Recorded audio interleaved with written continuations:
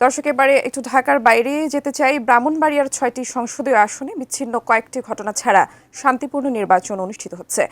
তবে ব্রাহ্মণবাড়িয়া ২ আসনের স্বতন্ত্র প্রার্থী এস এন তরুণ দে অভিযোগ করেছেন, রুমিন ফারহানা ও জুনায়েদ আল হাবিবের সমর্থকরা নিরীহ ভোটারদের হুমকি দিচ্ছে।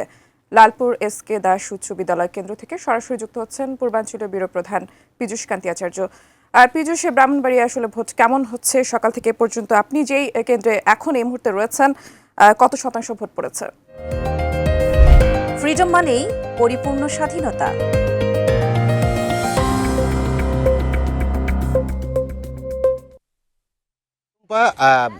ব্রাহ্মণবাড়িয়ার যে ৬টি সংসদীয় আসন রয়েছে এর মধ্যে প্রায় যে সবগুলা কেন্দ্রেই কিন্তু আমরা খবর পেয়েছি যে সুষ্ঠু নির্বাচন হয়েছে। এখন পর্যন্ত কোনো অপ্রীতিকর ঘটনার আমরা খবর পাই নাই, তবে বিচ্ছিন্ন কিছু ঘটনা ঘটেছে।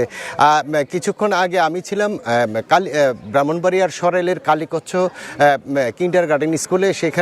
এখানে একজন স্বতন্ত্র প্রার্থী রয়েছে এস এন তরুণ দে। তিনি ভোট দিয়ে আমাদেরকে জানিয়েছেন যে এখানে দুজন প্রার্থীর যে সমর্থকরা রয়েছেন তারা সাধারণ ভোটারদের হুমকি দিচ্ছেন, এবং তিনি দাবি করেছেন যে এখানকার যে রিটার্নিং অফিসার এবং যে কর্মকর্তারা রয়েছেন তাদের কাছে তিনি অভিযোগও করেছেন যেন অবাধ, সুষ্ঠু এবং নিরপেক্ষ নির্বাচন অনুষ্ঠিত হয়। এখানে আরেকটি তথ্য দিয়ে রাখি যে দুপুরের একটু আগে যে ব্রাহ্মণবাড়িয়ার সরাইল উপজেলার আলীনগর সরকারি প্রাথমিক বিদ্যালয় কেন্দ্রে খেজুর গাছ প্রতীক এবং হাঁস প্রতীকের দুই সমর্থকদের মধ্যে কিছুটা ধাওয়া পাল্টা ধাওয়া হয়েছে।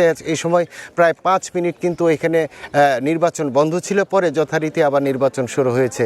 এখানে যে ব্রাহ্মণবাড়িয়ার যে সরাইলের সিরাজুল ইসলাম অডিটোরিয়াম কেন্দ্রেও কিন্তু একটি ঘটনা ঘটেছে, এবং সেখানে আমরা খবর পেয়েছি যে একজন পুলিং অফিসার হঠাৎ করে অসুস্থ হয়ে পড়ে।